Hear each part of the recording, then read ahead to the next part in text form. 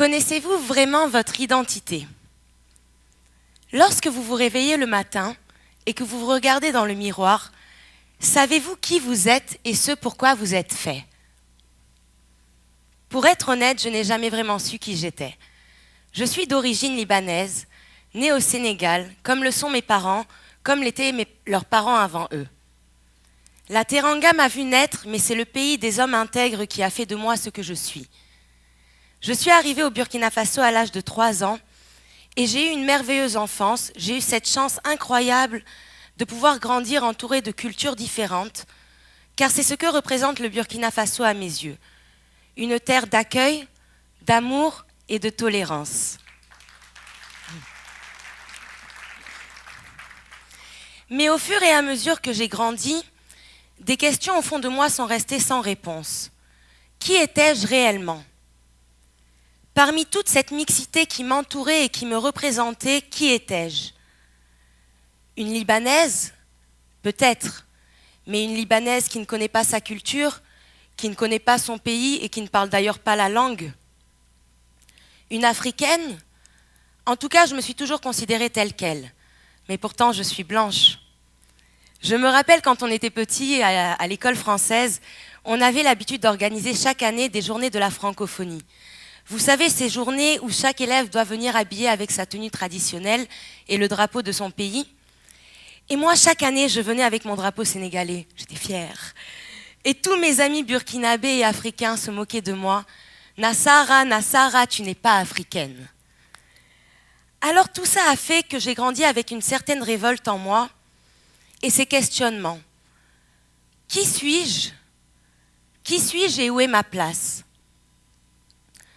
Je pense que la période de ma vie qui a le plus marqué ce désir intense d'identité, cette recherche constante d'identité, ça a été toute la période de ma vingtaine.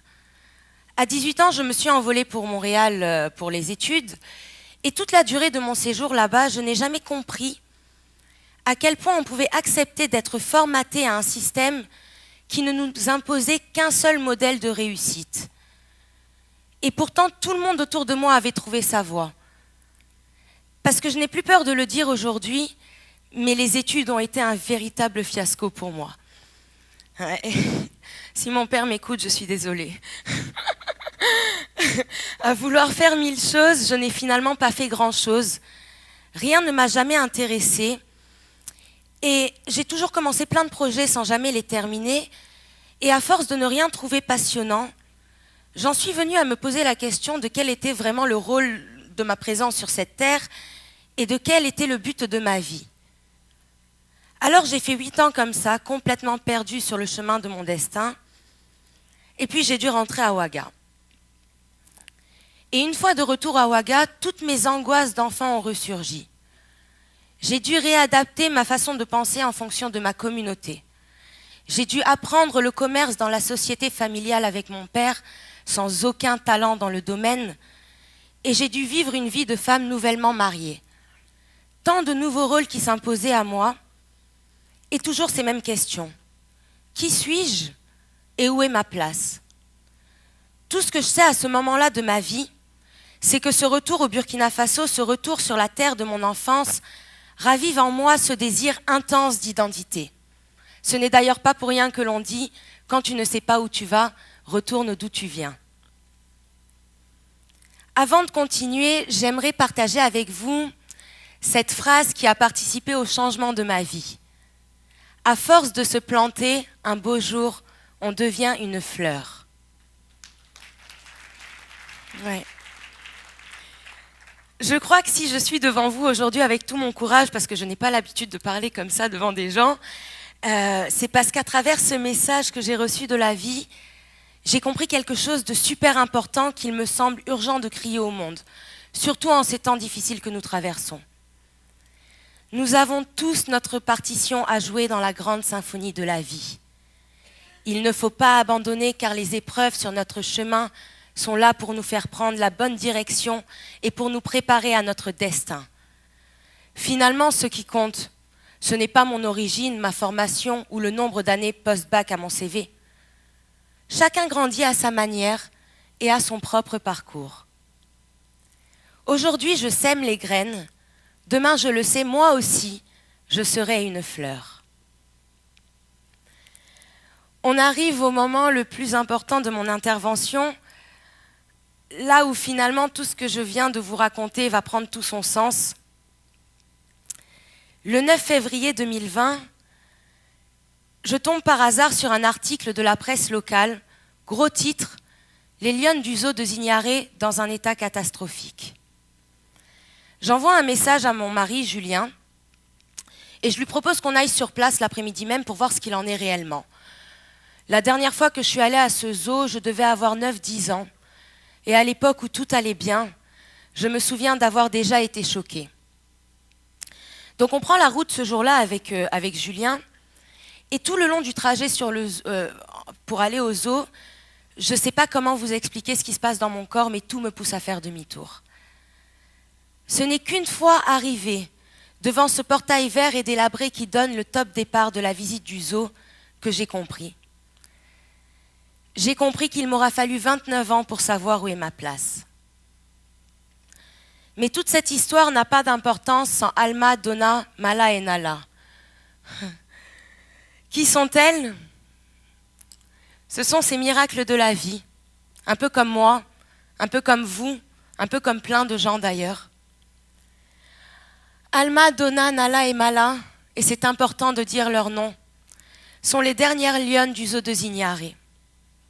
Alma nous a quittés le 12 octobre dernier. Elle avait 23 ans, elle était aveugle et gravement malade, et elle représente toute la souffrance de la vie en captivité. Le 9 février 2020, c'est des lionnes dans un état d'agonie, sur le fil de la mort, tellement malades et affamées qu'elles n'arrivaient pas à se lever, que nous avons trouvé. Et si vous me le permettez, j'aimerais maintenant vous raconter leur histoire. C'est l'histoire de 4 êtres vivants, arrachés du monde dès leur plus jeune âge et de leur habitat naturel pour être emprisonnés derrière des barreaux. C'est l'histoire de 4 êtres vivants, oubliés du monde et des êtres humains et abandonnés à leur sort. Les lionnes de Zignaré ainsi que les 47 animaux que nous avons trouvés ce jour-là sont les survivants de la négligence et de la cruauté humaine. Lors de ma première rencontre avec les lionnes, j'ai compris 2 choses. La première, c'est que j'avais failli dans mon rôle de citoyen burkinabé et de citoyen du monde en laissant mourir ces êtres vivants dans un silence absolu. La deuxième, c'est que dans l'atrocité de la situation dans laquelle je me trouvais, un miracle s'est produit. Ce jour-là, j'ai compris que tout ce temps, je n'étais pas perdue. Et que bien au contraire, je n'avançais uniquement dans le but de vivre ce moment et de les rencontrer. Et à travers le regard des lionnes ce jour-là, j'ai compris que tout ce temps, elles aussi m'attendaient. Dans l'impossible et dans l'impensable de la situation, j'ai réussi à trouver ma voie. Et comme les lionnes ce jour-là, j'ai arrêté de survivre pour commencer à vivre. Les premiers mois au zoo ont été très compliqués. Vous devez savoir que ce n'est pas quelque chose de facile de reprendre un projet, une structure d'une telle ampleur. Il faut bien comprendre que quand on est arrivé au zoo ce jour-là, c'est un zoo abandonné depuis 6 ans que nous avons trouvé. 95% des animaux étaient morts et ceux qui restaient là étaient dans un état de santé catastrophique. Ça me fait penser d'ailleurs à ce couple de porcs-épics. Donc on est sur le trajet de la visite et puis on arrive devant une espèce de maisonnette en béton, une odeur nauséabonde qui en ressort. Et là, je tombe nez à nez avec ces êtres vivants, ces 2 porcs-épics. Et je vous jure que j'ai pu lire dans son regard qu'il me suppliait d'abréger ses souffrances. D'ailleurs, le lendemain, quand on est venu, on a appris qu'ils étaient morts dans la nuit. Mis à part les animaux, il y a eu tout un travail à bâtir de confiance, autant avec les animaux qu'avec les êtres humains que nous avons trouvés sur place, les 7 employés du parc. Donc cette confiance a mis beaucoup de temps à se créer. Vous devez vous demander pourquoi est-ce que j'ai choisi de mener ce combat. Tout ce que je peux vous répondre, c'est que je pense que quand on met son cœur et son amour dans une cause, alors nous pouvons faire des miracles. Je suis persuadée que quand quelqu'un trouve sa raison de vivre, cette chose qui l'anime au plus profond de son être, Alors de la terre la plus stérile peut naître l'arbre de l'espoir. Merci.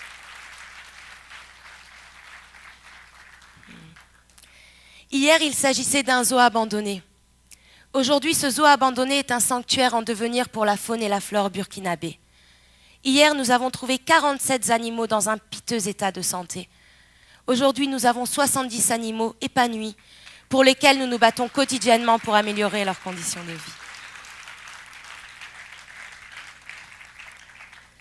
Le sanctuaire animalier est un espace en pleine nature africaine où les espèces emblématiques de notre pays peuvent désormais prospérer. En ces temps difficiles que traverse le Burkina Faso, le sanctuaire animalier est un refuge et un paradis pour les amoureux de la faune et de la flore burkinabé. À travers cet espace, nous participons également à l'éducation et à la sensibilisation pour la préservation de l'environnement.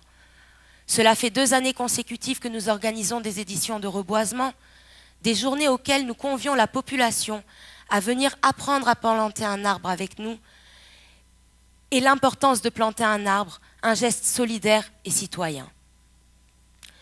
À travers cet espace, nous voulons également développer une zone écotouristique, un lieu d'échange et de partage des connaissances. Par exemple, en octobre dernier, pour la première fois, nous avons réussi à organiser une mission vétérinaire en partenariat avec une association française et une grande structure animalière internationale. Mission vétérinaire grâce à laquelle nous avons enfin pu apporter des soins à nos animaux, dont 2 qui étaient dans un état de santé critique, et où nous avons pu échanger et apprendre avec des gens de divers horizons. Grâce aux Lionnes de Zignaré, nous avons réussi à réunir une large communauté de personnes différentes et soucieuses du monde que nous laisserons à nos enfants. Car cette aventure est avant tout une aventure humaine. Je ne cesserai jamais de le dire. Seuls nous allons vite, mais ensemble nous allons loin.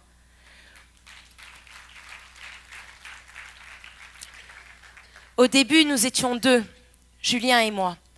Aujourd'hui, nous sommes des milliers à nous soucier du sort des animaux de Zignaré et de l'écologie burkinabé.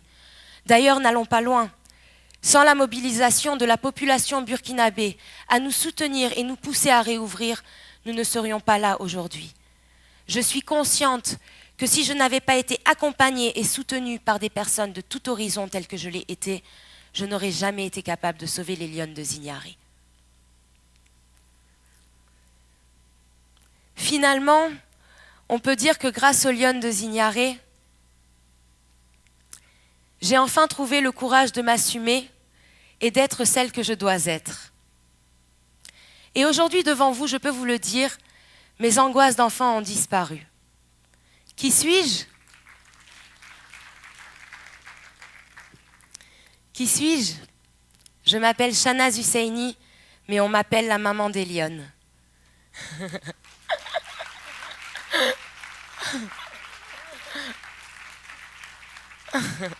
Il ne faut pas faire ça chez vous, hein, ni si vous venez au parc.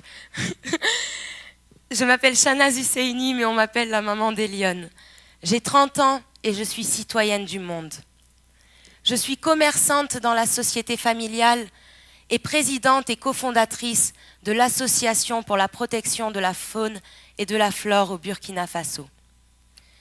Je suis une femme mariée, mais je suis une femme libre. Je n'ai pas d'enfants, mais j'ai 70 âmes qui m'attendent jour et nuit dans leur enclos à Zignaré. Où est ma place ?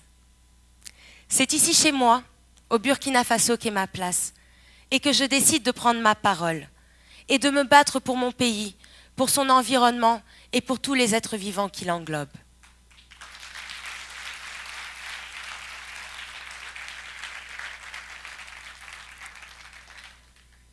C'est à travers cet espace que j'ai l'ambition de créer une zone de développement touristique, écologique et économique bénéficiant à tout un pays et à toute une communauté. À toi qui, comme les Lionnes, comme moi, comme plein de gens d'ailleurs, a décidé de te taire et d'accepter ce qui ne correspond pas à ta nature profonde. N'aie plus peur. Et souviens-toi l'histoire que je viens de te raconter. De la boue, nous pouvons faire de l'or. À cœur vaillant, rien d'impossible. J'espère que nous, humains et êtres vivants privilégiés, trouverons toujours le courage de nous découvrir nous-mêmes et d'accomplir notre destinée au profit de notre monde.